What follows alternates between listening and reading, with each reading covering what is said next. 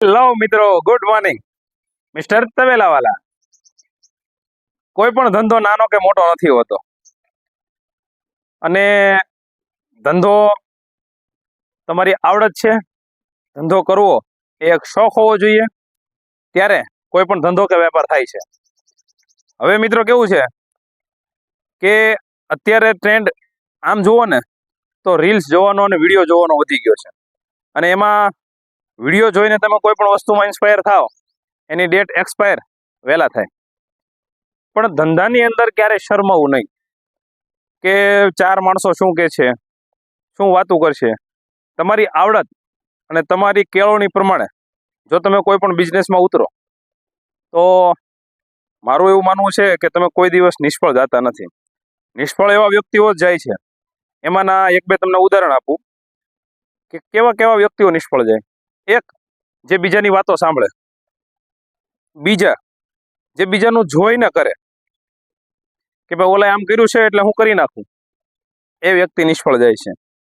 પછી અમુક એવા વ્યક્તિઓ પણ નિષ્ફળ જાય છે જેને પોતાને નોલેજ હોવા છતાં બીજાની સલાહ લેવા જાય કે ભાઈ એને ખબર જ છે કે મારી આ આવડત છે, મને આ વસ્તુથી મને 100% રિઝલ્ટ મળવાનું છે, પણ છતાં એ બીજા પાસેથી નોલેજ લેવા જાય કે ભાઈ કેમ કરાય.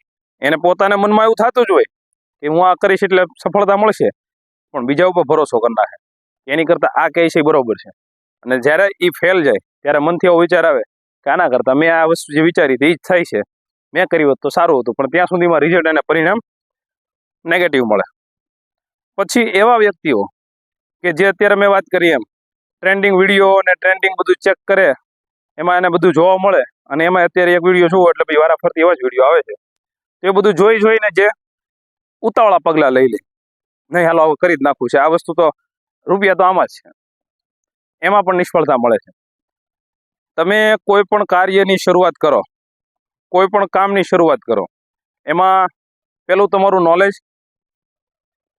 બીજા નંબરે તમારી મક્કમતા, અને ત્રીજા નંબરે થોડો ઘણો, જાજો નહીં તો, શરૂઆતમાં ઘણી વખત એવું બને કે પૂરેપૂરો સપોર્ટ ઘરનો ન મળે, પણ જો થોડો ઘણો ઘર તરફથી સપોર્ટ મળી જાય તો સૌથી બેસ્ટ. જો આ ત્રણ વસ્તુનો સમાવેશ થાય ત્યારે કેવું થાય કે તમે શરૂઆતની અંદર કદાચ નિષ્ફળ થતા હોય એવું લાગવા મળે, અથવા નિષ્ફળતા ન હોય પણ ઇન્કમ ઓછી હોય, તોય ઘણી વખત માણસ પાછું પગલું લેવાનું કરે. પણ એવા સમયમાં કેવું થાય કે પેલો તમારો જે અનુભવ હોય ને, એ અનુભવ તમને પાછો પગ લેવાથી રોકે. કે તમારો ખુદનો અનુભવ છે ને, એટલે પેલો જે સપોર્ટ કરે ને એ શું કરે ખબર, અનુભવ કહેતો હોય કે નહીં, આ ચાન્સ મિસ નથી કરવાનો, આમાં તો આપણે ઊભું જ રહેવું છે. પછી ઘણી વાર કેવું થાય કે સમય મર્યાદા અનુભવની પૂરી થાય ત્યારે પછી શું થાય કે તમારો પોતાનો આત્મવિશ્વાસ એની પછી એનો વારો આવે, એ ઊભો રહે.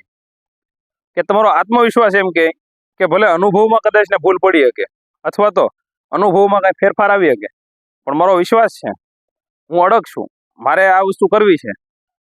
અને એવા સમયે બીજા નંબરનો આ તમારો જે સપોર્ટર બને એ તમારો મક્કમતા, તમારો આત્મવિશ્વાસ બને છે. ત્રીજા નંબરે ઘણી વખત માણસ અનુભવથી પણ હારી ગયો હોય, એમાં નિષ્ફળ જાય.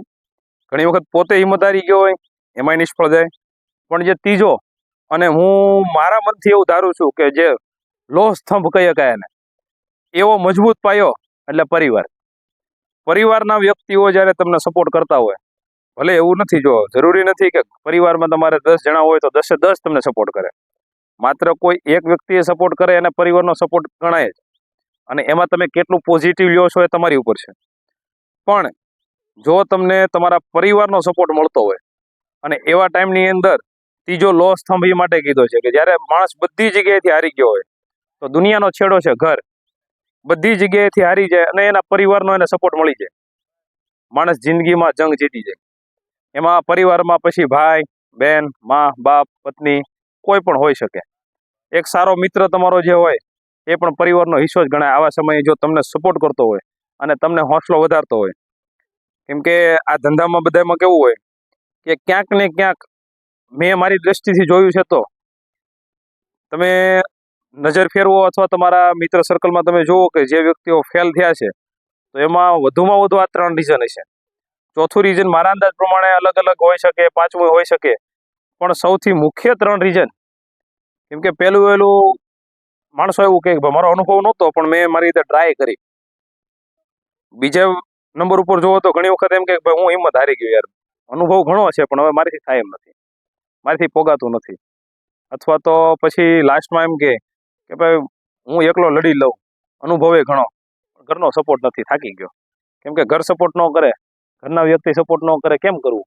એટલે આ 3 એવી વાત કે જે માણસને તરક્કી તરફ અથવા તો કામયાબી તરફ જાતા રોકે અથવા તો થોડું ઘણું અડચણરૂપ બને. હવે આમાં તો મેં કીધું એમ કે વિડીયોમાં આપણે બધા માટે વાત કરતા હોઈએ કે નહીં કે કોઈ એક વ્યક્તિ માટે. કેમ કે કપડાની દુકાનમાં તો શું છે, બધા પ્રકારના માપ હોય. એટલે આમાં જે વ્યક્તિને આખી વાતમાંથી જે અનુકૂળ લાગ્યું હોય એ જ લેવાના છે, જરૂરી નથી કે આખી વાત લઈ લે. એટલે આ તમને મેં મારા અનુભવ શેર કર્યા. જો તમે અમારી ચેનલમાં નવા હો તો ચેનલને લાઈક અને સબસ્ક્રાઈબ કરવાનું ભૂલશો નહીં. સવારમાં ઉગતા સૂરજની સાથે થયું કે થોડોક સારો એવો વિડીયો બનાવી નાખીએ. અને હજી અમે ગાય ભેંસનું મિલ્કિંગ પૂરું કર્યું છે અને લીલો ઘાસચારો લેવા આવ્યા હતા તો થયું થોડું તમારી યારે વાતચીત થઈ જાય. તો મિત્રો, તમારી કાંઈ એવી પ્રશ્નની કોઈ વાત હોય કે અથવા તમારા મનમાં કાંઈ પ્રશ્ન હોય તો અમને કમેન્ટ કરીને જરૂર જણાવજો. અમે સાથ સહકાર પૂરેપૂરો આપવાની કોશિશ કરશું અને તમે જ્યાં ક્યાં અટવાતા હો ત્યાં તમને અમે પુશ કરવાની પણ કોશિશ કરશું. ચાલો મળીએ કંઈક નવા ટોપિક અને નવા વિડીયો સાથે. ત્યાં સુધી રજા આપો મિસ્ટર તબેલાવાલા.